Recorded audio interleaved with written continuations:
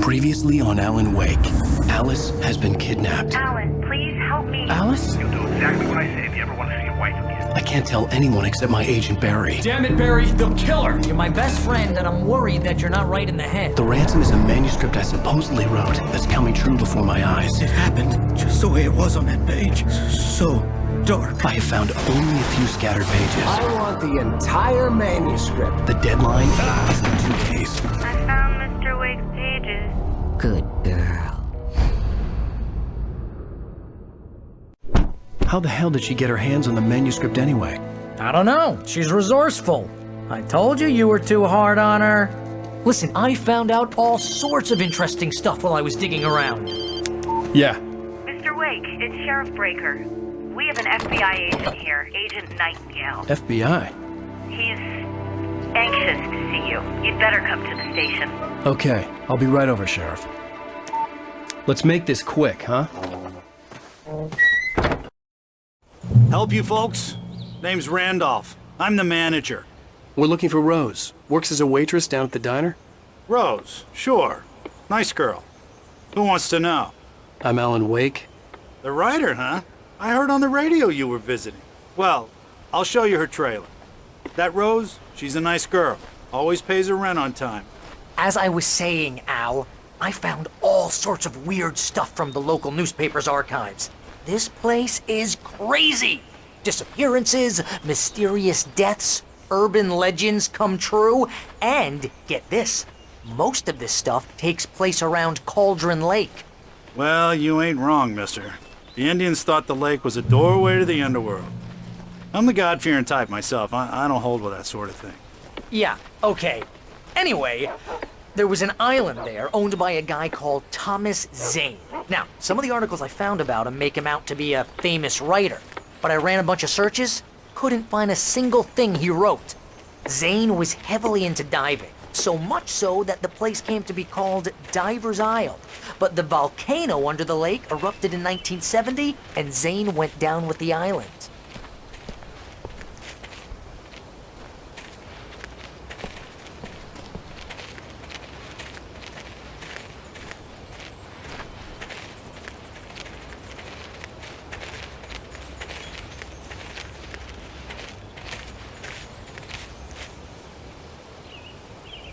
It gets better. A local girl, Barbara Jagger, drowned in Cauldron Lake just a week earlier. They were lovers.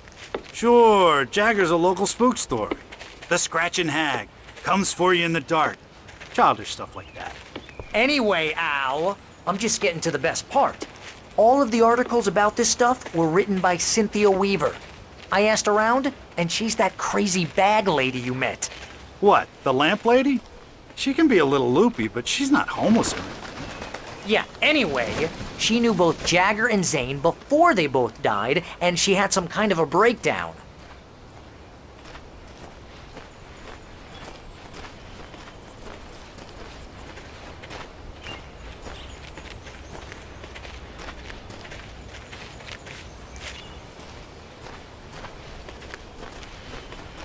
Well, mister, this here's Rose's trailer. You mind me asking what you want with her? We're just here to talk to her, pal.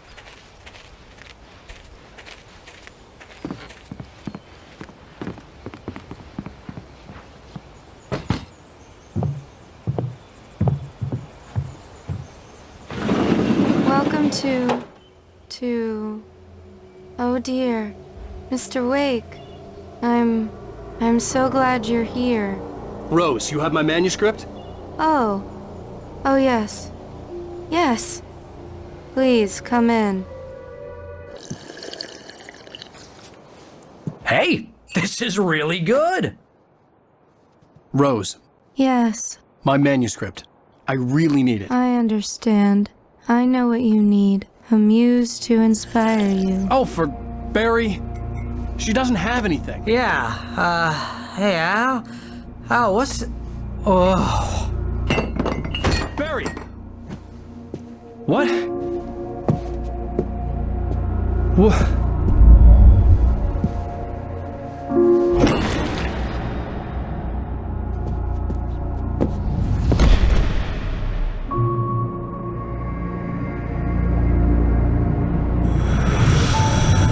It's coming for you, hiding in my barber's skin. I'm too weak to stop it. You must turn the lights on. I promised I'd come visit you and your lovely wife. You must finish what you started. I insist. You must turn the lights on. Turn the light on. Back to work, boy.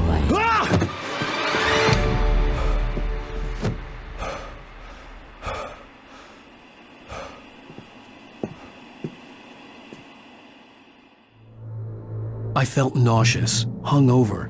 Only anger kept me going.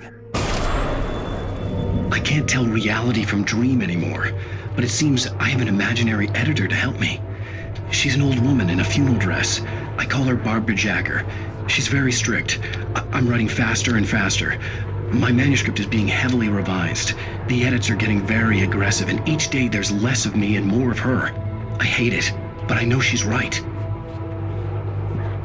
She promises me I can Rose save took a day Alice from this me. way. I had She less knows than more of 12 this than hours I do. left to meet the kidnapper. complex All I could do incantation was I'm get attempting Barry to into the put car, this place. work something out once I got on the road. Welcome to the Oh Dear Diner. What can I get you today? Coffee? I couldn't work up much hate for Rose. Something had used her to get to me and left its mark. First refill is free. Milk and sugar on the counter there. Would you like to hear today's specials? Thank you. My gun and flashlight were gone. I'd have to find a way to get Barry into the car as quickly as possible. There was no time to waste. Mr. Randolph liked Rose. That little smile she had. How she was still sweet when life had tried so hard to make her bitter. It wasn't any of his business what she did in her trailer. But those strangers, the writer and his smart-ass sidekick, looked like trouble. And they'd been in there for hours, way past her normal bedtime. He reached for the phone and called the sheriff's station.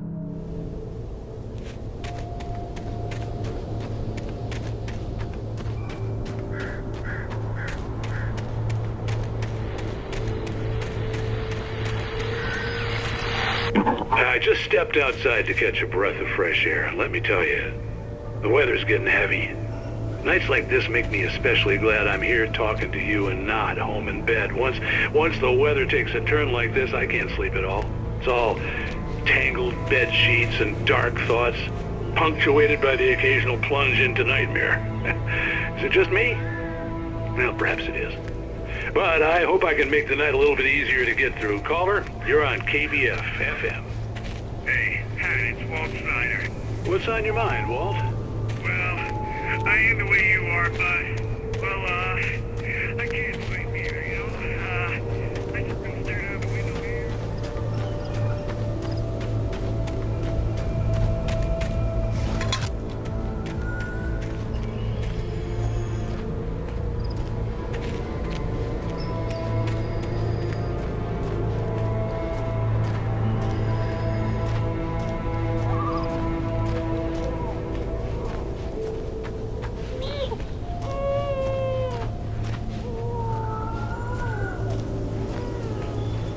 Oh, you're gonna get it now. God knows what you've done to that poor girl. This is Agent Nightingale, FBI! Get him up, Hemingway! You're under arrest! You move a muscle, I'll unload right in your goddamn face! Stay right where you are, Slade!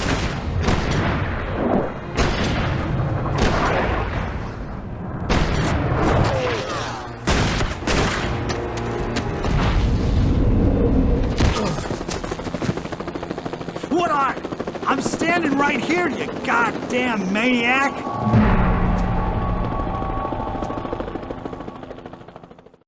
I hated to leave Barry behind, but there was no way I'd miss my appointment with the kidnapper. Give it up, Mr. Wake. Come on. Take it easy on him. Get after it! Don't let him get away! Move it! Move it! Move it! I'll have you shot! Let him get away!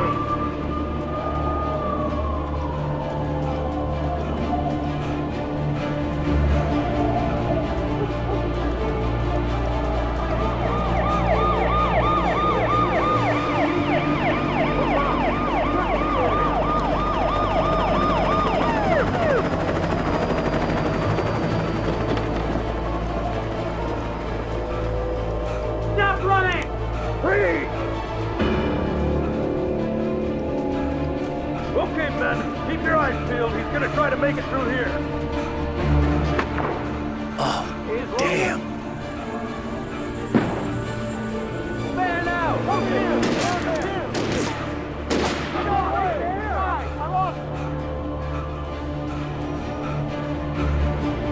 God damn it! Where did he go?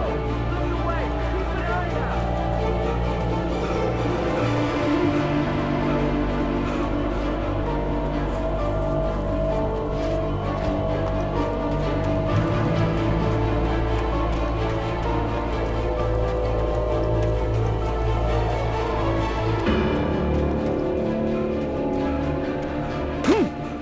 He's gone. Come on, guys. We need to head him off. For decades, the darkness that wore Barbara Jagger's skin slept fitfully in the dark place that was its home and prison. It was hungry and in pain. It dreamed of its nights of glory when the poet's writing had called it from the depths and given it a brief, terrible taste of power and freedom. The rock stars had stirred it from the deep sleep the poet had sunk it back to in the end. When it sensed the writer on the ferry, it opened its eyes.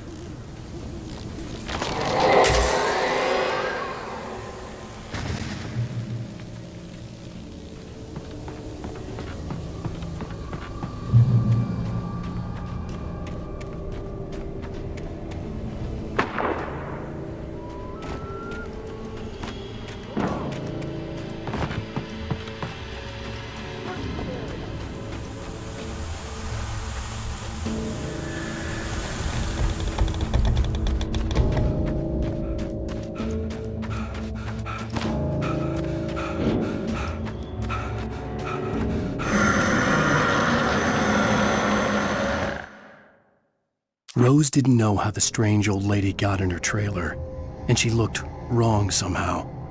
The woman showed her teeth in an approximation of a smile and traced a finger down Rose's cheek. "Pretty girl," she said. Rose felt as if she was falling asleep, but her knees didn't buckle. The crone spoke in a whisper, her words ice cold and dark in Rose's ear.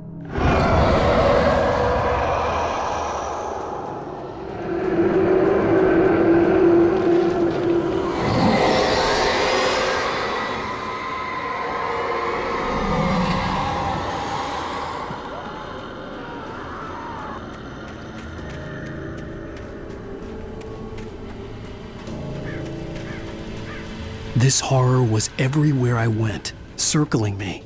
The cops didn't stand a chance. They were after a writer, not a monster.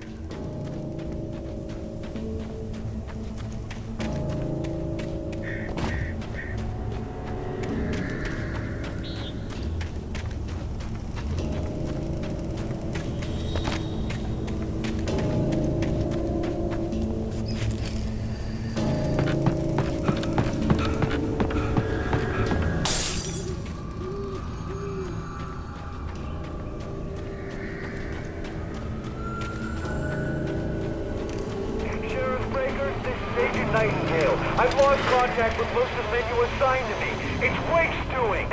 Wait, are you seriously telling me that geek writer just took out my deputies? Are you kidding? I mean, have you seen this guy? He wears a tweed jacket.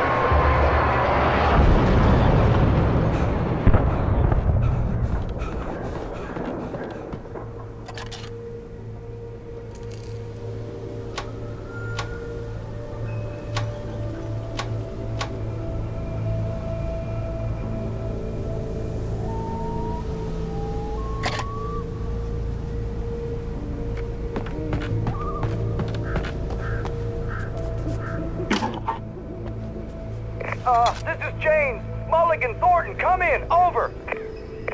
Thornton here. James, we got both Wheeler and Rose in custody. They didn't put up a fight or anything. Why, they were... Hey, what are you... Come on! Sit down and give me that. James. I could see the lights of the radio station in the distance. Go ahead, Mulligan. Over. We got Wheeler and Rose here.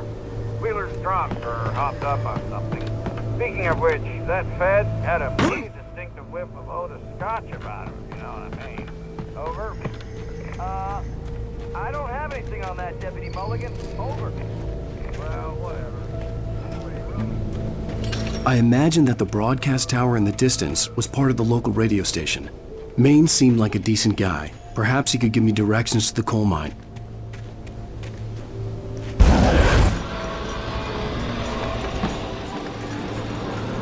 Unnatural shadows clung to the gate. The darkness that was after me was trying to stop me. I wouldn't get through without a light.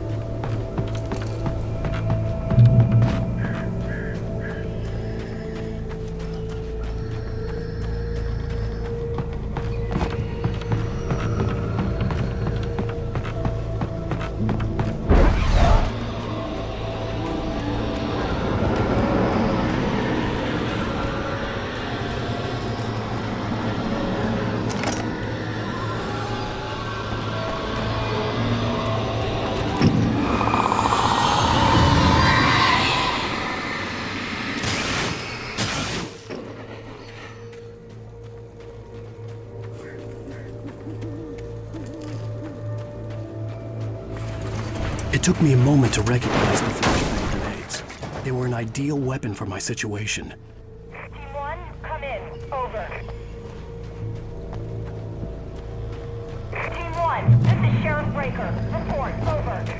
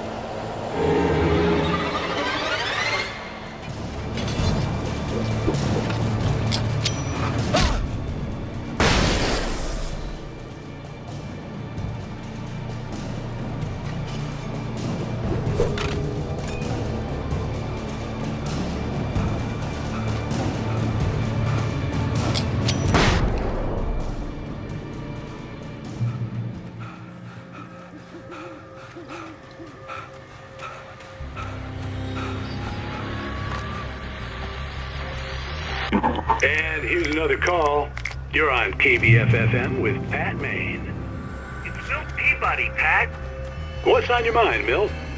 Well, I live near the trailer park, and there's a big ruckus.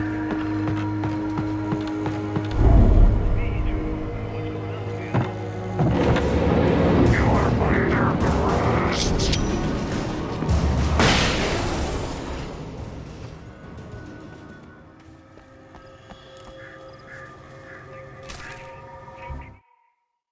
Touched by the dark presence, Rose was lost in a dreamland where everything was drawn in black and gray crayons. The old lady had promised her that all her wishes would come true.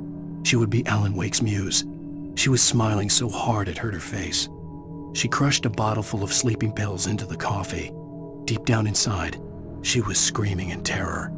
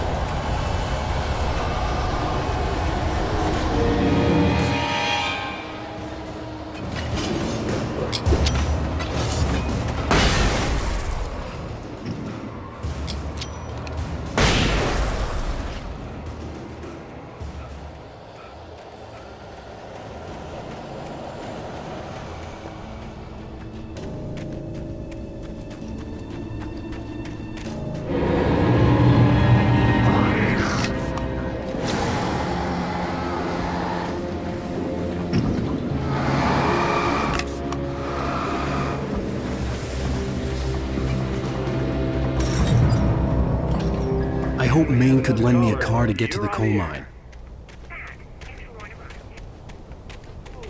What do you have for us?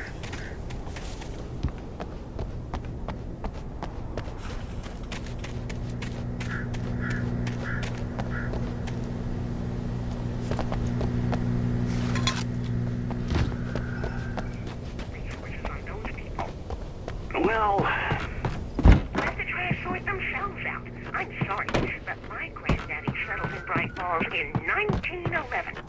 well, thank you very much for that compassionate viewpoint, Lorna. Oh, here's a little surprise. The famous writer Alan Wake just walked in. Folks, I'm going to see if I can talk him into an interview. Come on in, Mr. Wake. Oh, I'm so glad you could find the time to do this, Mr. Wake. Nowhere to run now, Dan Brown. You back away from me. Don't hurt her. Whoa. Everyone calm down. Put the gun down. We're all friends here, right? Cool your jets, Nightingale. We got him. What the hell's the matter with you? There's a civilian in there.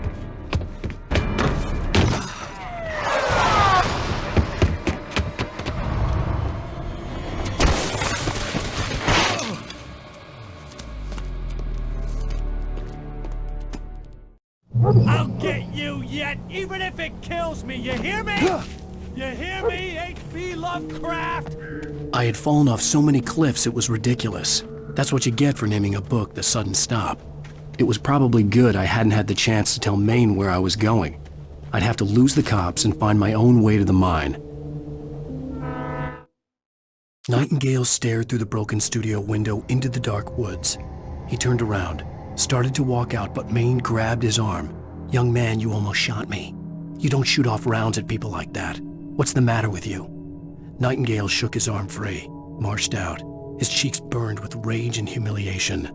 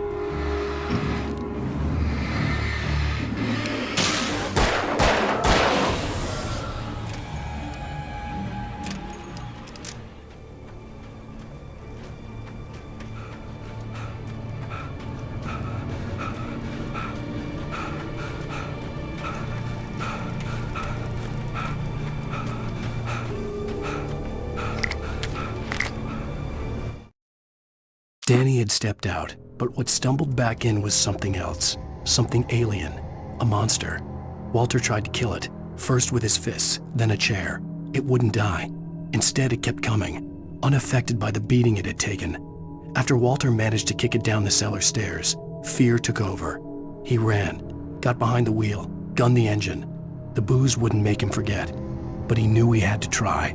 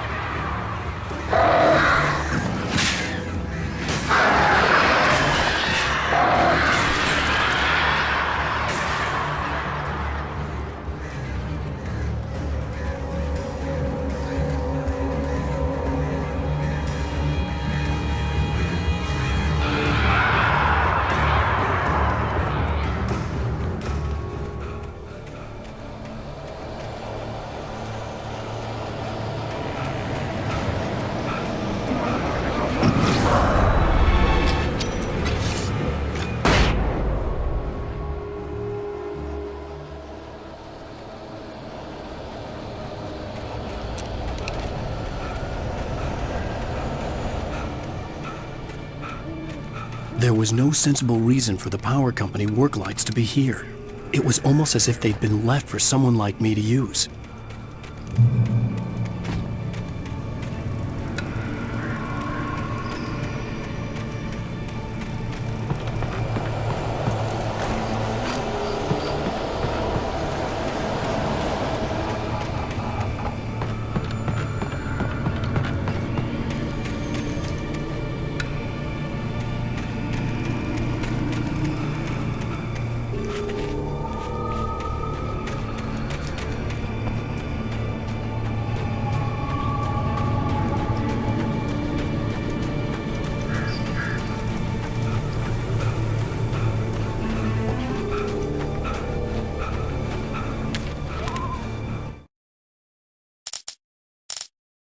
The bulldozer's engine roared to life. Mud and rocks flew as it fought for traction.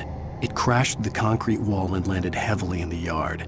If it were an animal, it would have shaken its head after the impact, fixed its eyes on me, and charged. Of course, it had no head, nor eyes. Shadows crawled on its form, twisting it into a monster. Then, it came for me.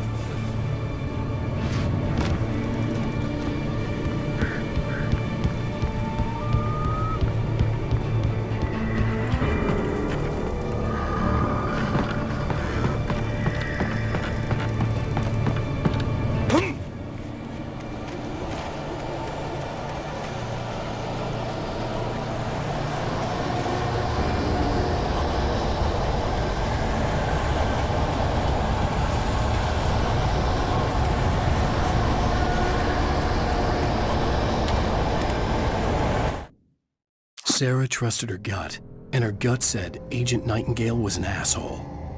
He felt wrong, and it wasn't just the smell of stale booze. It was in the way he flashed his badge, pulled rank, the look in his eyes when he wanted answers.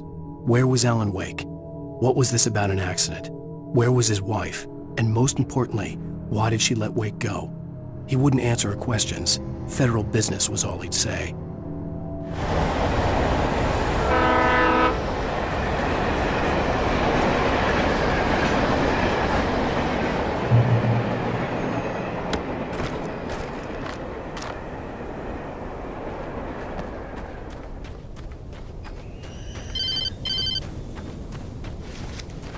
Hello? The most stubborn man I've ever met. Alice? Alice? Alan, I'm so afraid. Keeps me in the dark. Please help me. I look at you, Alan, and it's not you. Something else. Looking out from behind your eyes. Alice, I'm here. I'm so alone here. It's all gonna go to hell. You need to be careful. Cooperate. The connection had been terrible, but that wasn't the only thing that hadn't been right with the call. She sounded wrong somehow, but she had called me. The pipe wrenched itself loose from the bridge's steel framework. Wrapped in darkness, it floated in midair, twitching. For a moment, I didn't understand what I was looking at. The heavy object lurched at me with impossible force.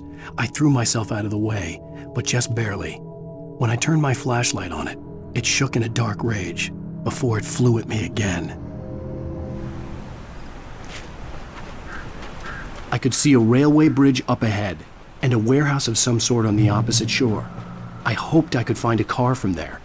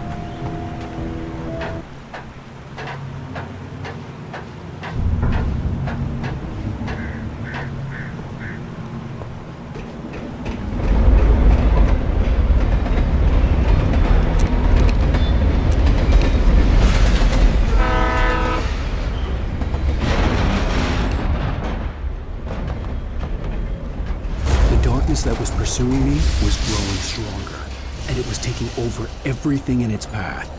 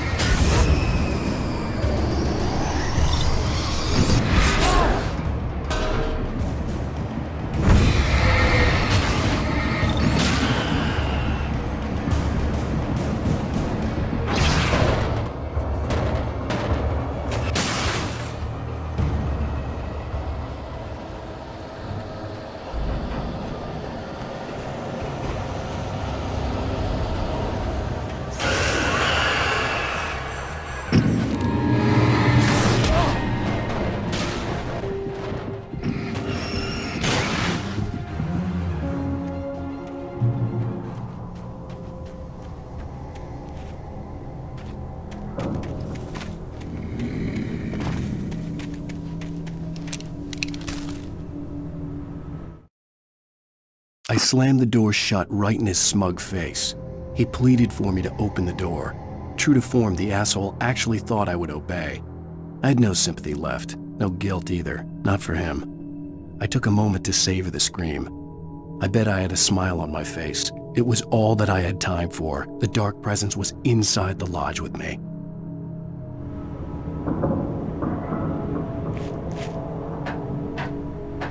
As a teenager, just starting to get interested in writing, Stephen King had been a source of inspiration to me.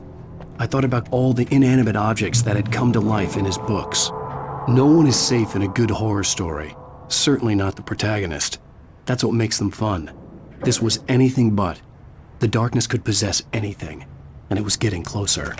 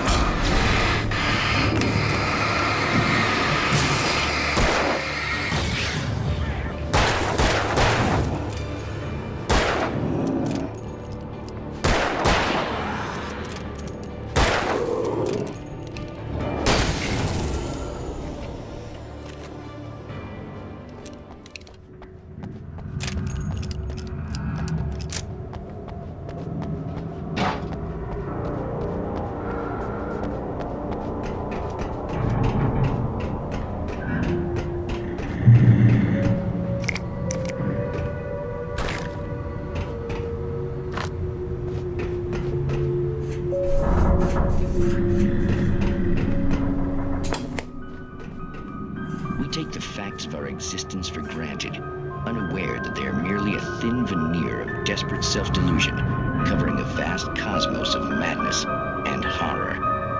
All too often, the stars are right. In Night Springs.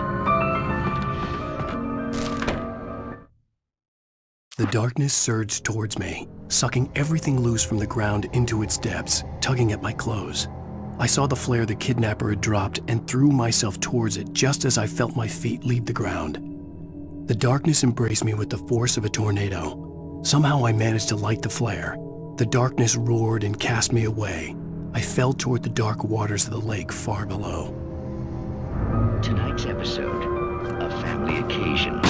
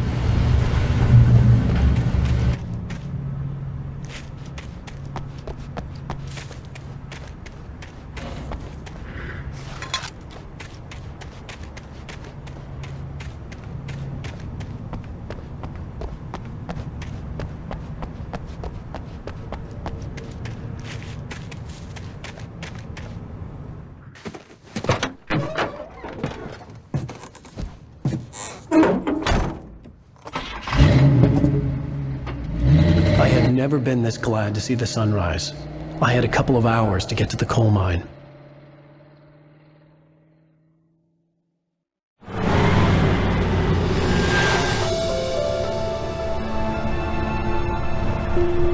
The coal mine wasn't far now.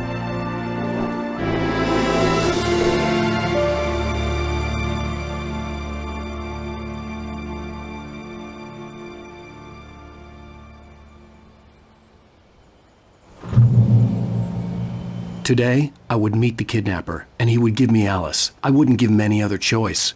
A drowning man will clutch at a straw.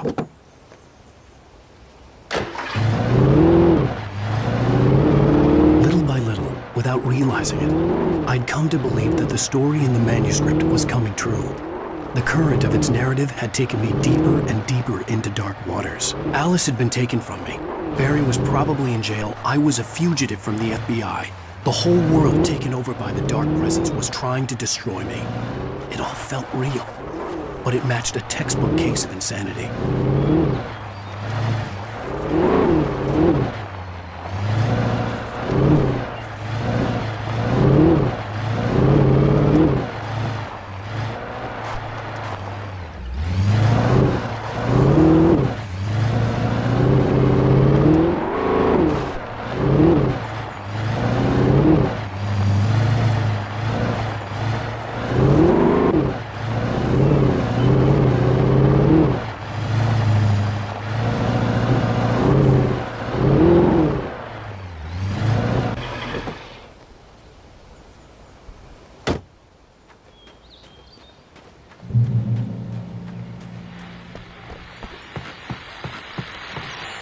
This is Pat Main, and you're listening to KBF-FM. Folks, I want to apologize for kind of abandoning you to that looping music track last night, but I was detained. You see, I encountered a big-shot G-man with an itchy trigger finger who could use a lesson in manners and a boot in the ass. Not necessarily in that order, either. Now, folks, I know I'm not being very informative here, and I apologize for that. I really should just keep quiet.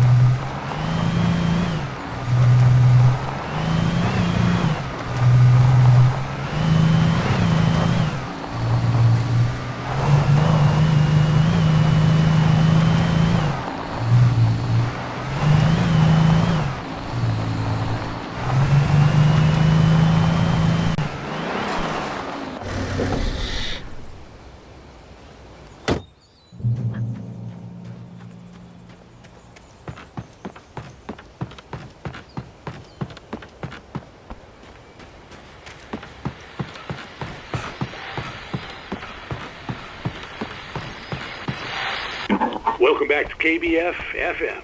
Hope you enjoyed that tune. Now, Doc, you were talking about life and finding that special someone, that soulmate. Well, you were talking about that. I was saying I don't buy it. Well, see, to me, that's strange, because I always painted you as a hopeless romantic.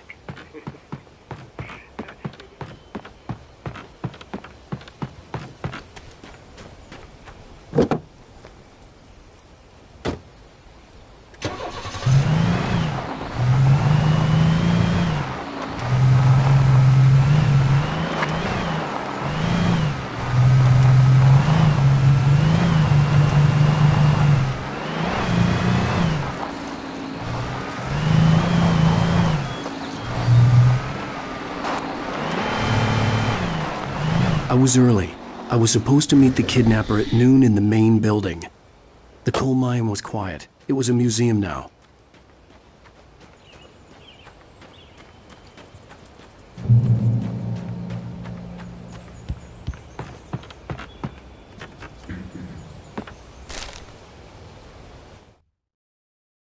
With Nightingale gone and the night wind blowing in through the broken studio window, Maine stared at Sarah. The sheriff looked away.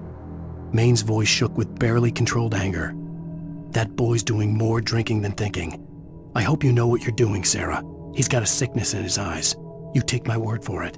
He wants Wake for a reason, and it's not for anything good.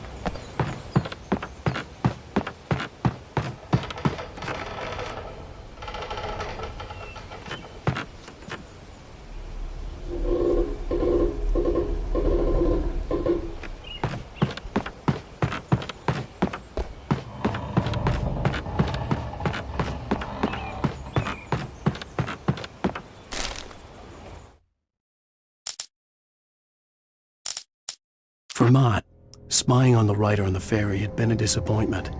His boss had made Wake out to be something special, but Mott hadn't been impressed. He'd gotten a good long look at the wife, though, and he liked what he saw. Mott had fantasized about goading Wake into a fight, but it hadn't happened. Still, he'd get his chance to see if the writer had anything in him. He'd been promised as much.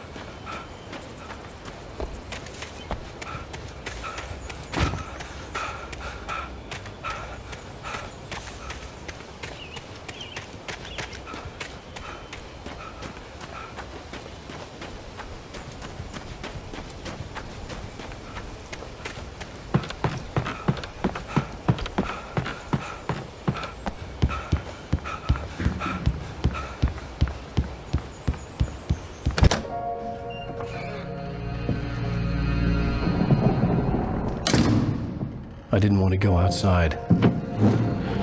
Cops had to be looking for me. The noon sun turned the place into a sauna. The day dragged on. Different scenarios ran through my mind, ways of how I'd torture the kidnapper to get Alice back, or the different horrible things he could have done to her. I imagined her dead. I had no way of knowing she was still alive. It was killing me. I was running on blind hope. It was all a waste of time. The bastard never showed up.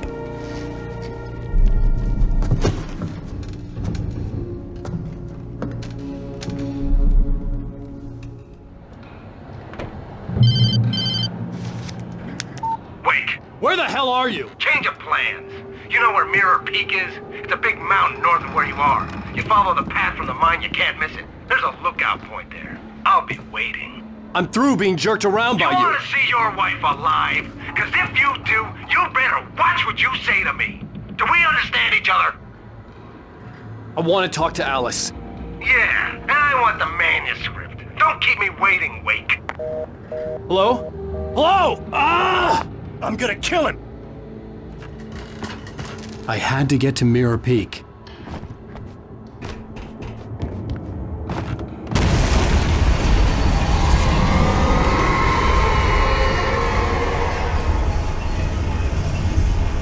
It was close, maybe closer than ever before.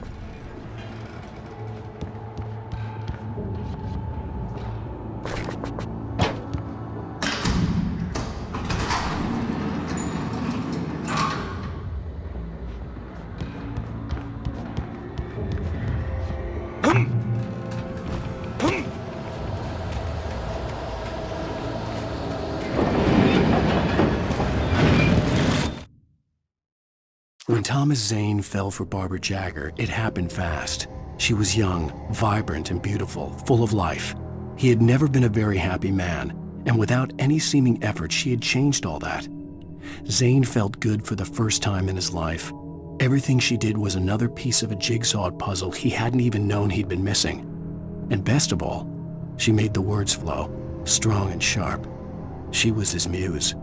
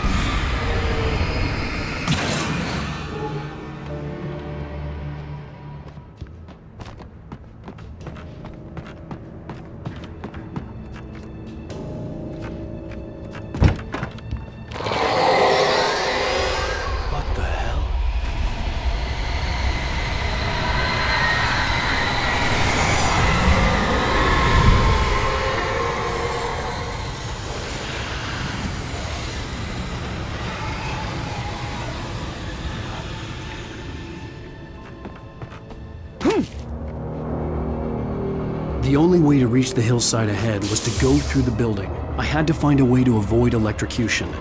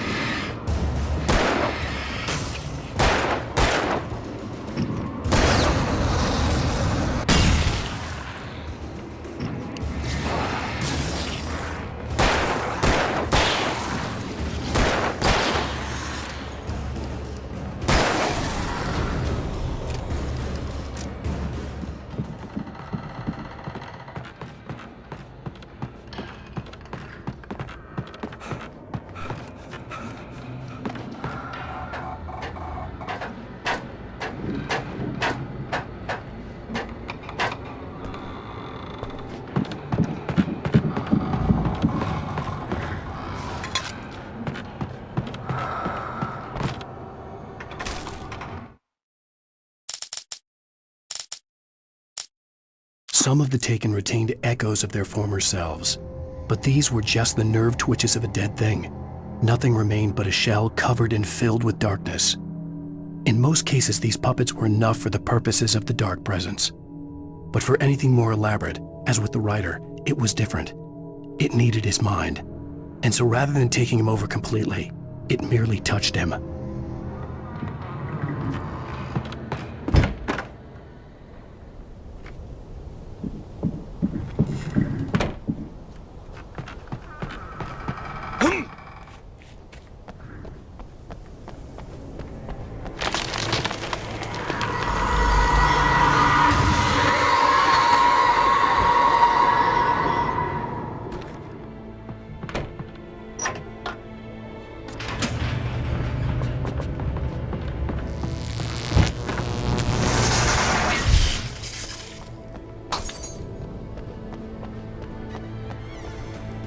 There was no way the flashbang grenades were standard power company equipment.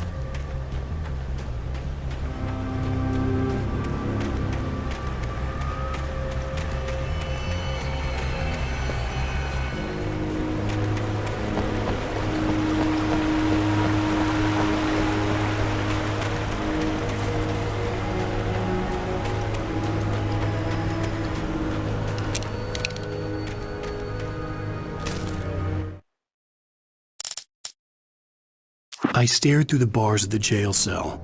Barry stood behind me, swaying on his feet, looking as ill as I felt. Agent Nightingale stood on the other side of the bars with Sheriff Breaker. Nightingale had a stack of manuscript pages in his hand. He seemed unhinged as he gloated. "Well, I've got you now, Raymond Chandler. It's all here, all the evidence, including conspiracy to murder a federal agent."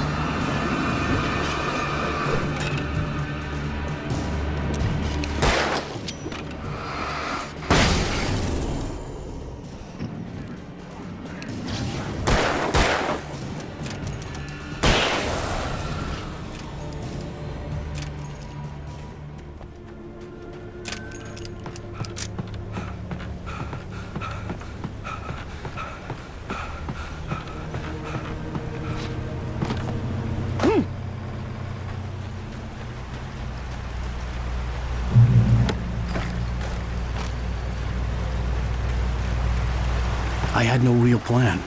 I was going to give the kidnapper all the manuscript pages I had for Alice. If that wasn't enough, I'd hold him at gunpoint and make him talk.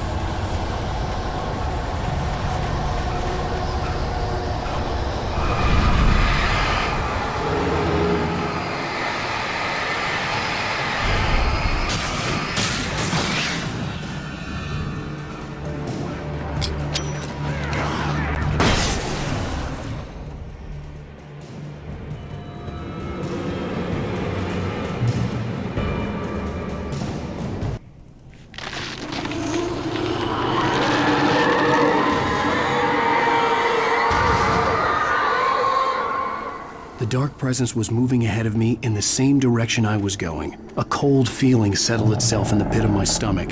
Was it going for Alice? The graveyard shift may cause cancer.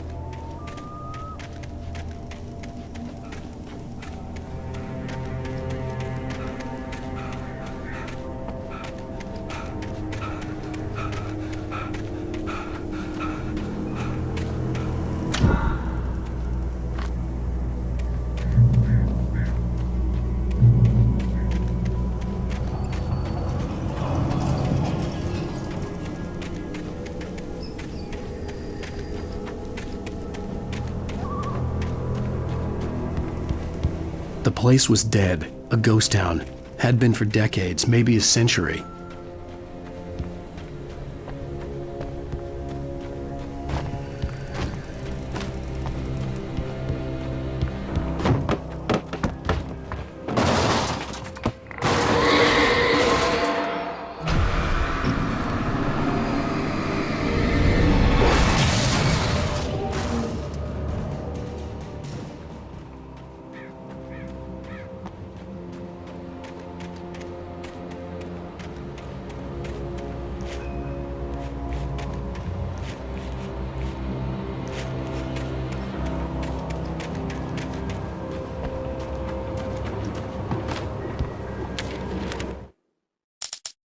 Things were never as simple in real life as in fiction. I had lost count of the times I had wished there'd be a clear reason for my writer's block. Something to fight, something to lash out on. There wasn't. I was filled with doubt. I was nothing like the hero in my books. Alex Casey had gone through his life with single-minded determination, never wavering from his goal. Even now, I was angry at myself, angry at Alice, angry at Barry. I was fumbling and I had no plan.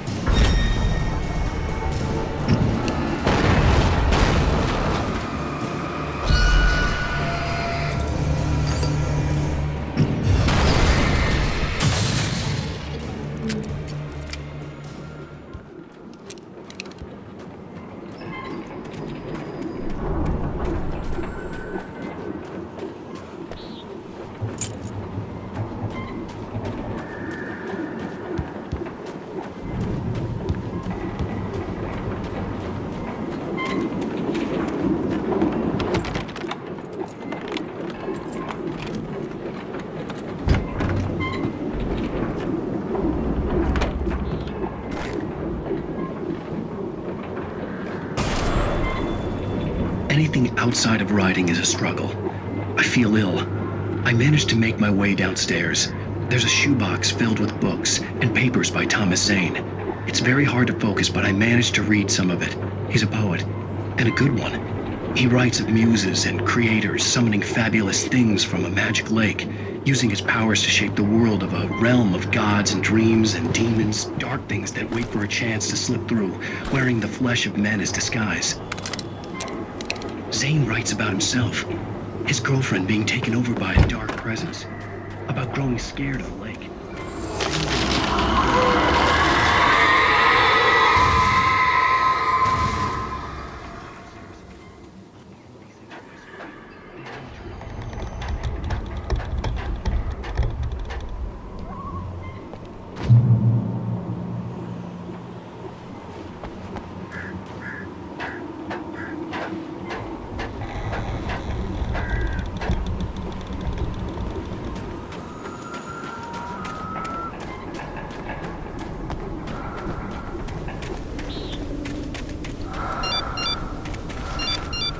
The kidnapper had sent me a text. The message was full of spelling errors and insults. It was telling me to hurry up.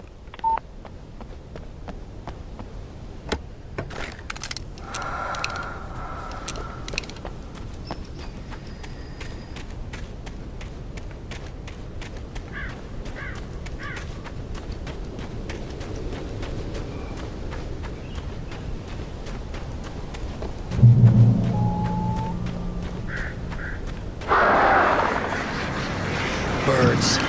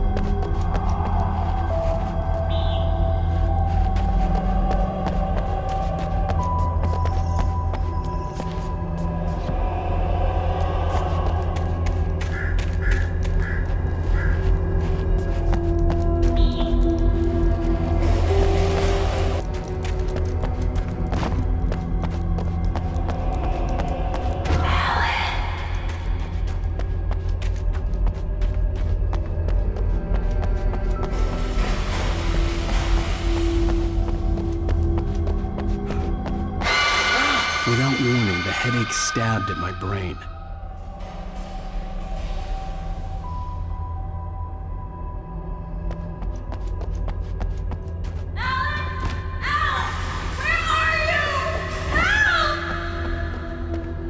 Alice?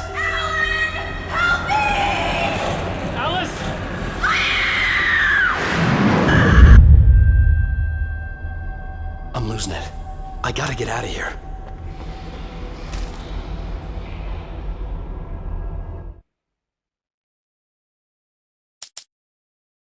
The hunters were big, thick-set men, confident and at home in the woods. They were feeling good, running on beer, ghost stories, and camaraderie late into the night. It did them no good, as they were taken by the dark presence, sucked deep into a darkness far worse than any ghost story they ever told or heard.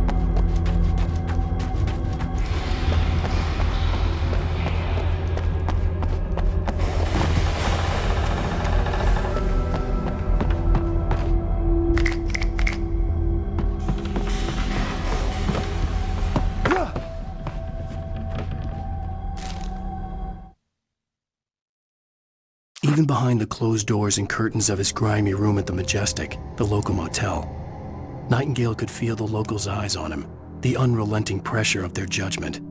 He forced it out of his mind. For all he knew, they could all be under Wake's spell already. You do what you have to do to get the job done. He took comfort from the bottle in his hand. Please, he thought, just let me get through this.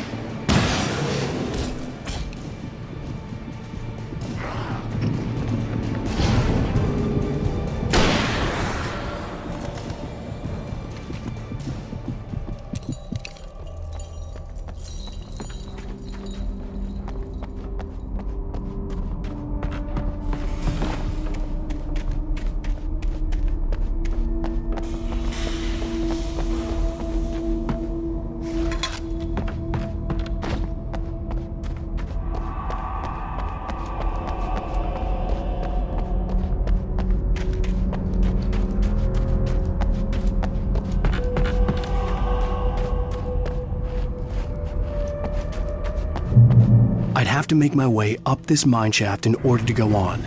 Maybe the machinery could help me with that.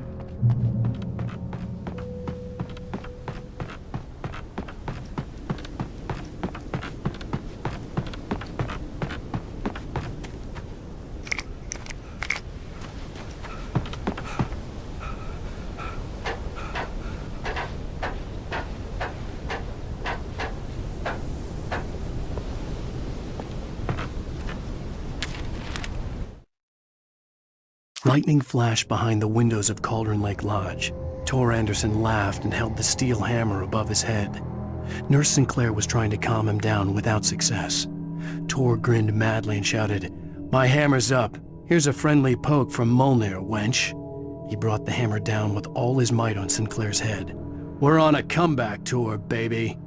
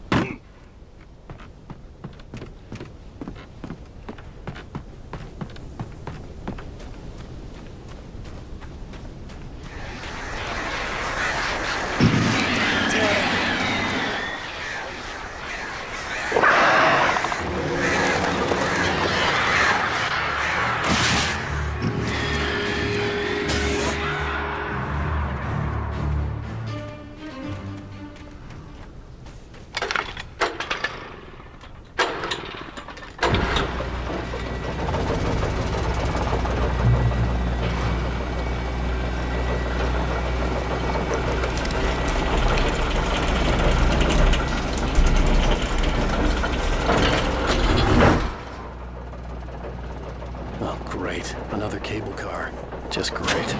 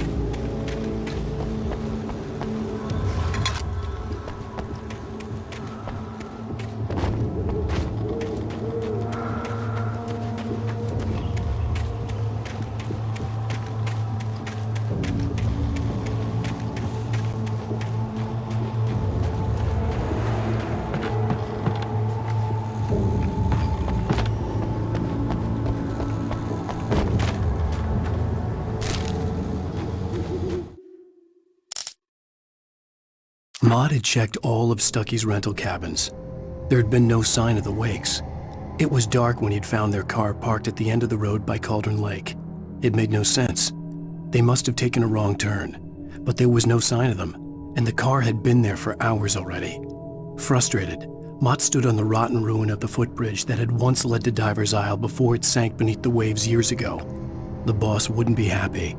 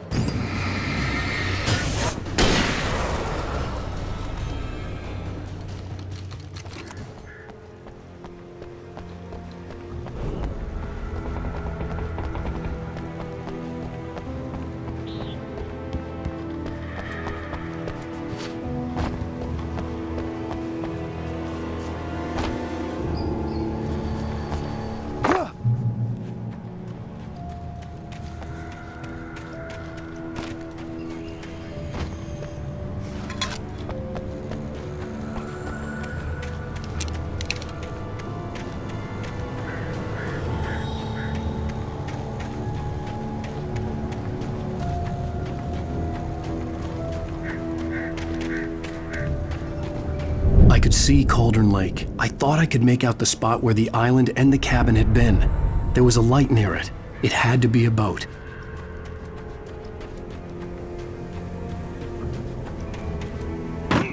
I was close now. I had to get there fast. I dreaded what I would find.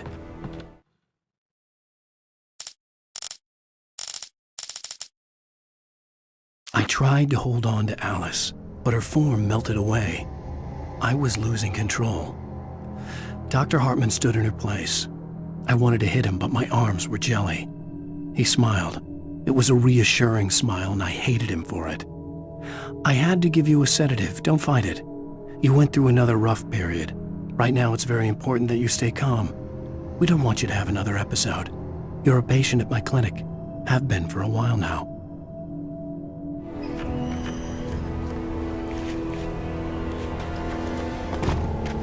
Wait! That you? Wait! Hey, I'm here! I'm coming! No! lady. The boss didn't know who he was messing with. I didn't know. I swear, I didn't know. We don't have his wife. We don't know where she is. She's probably drowned. We just said we had her.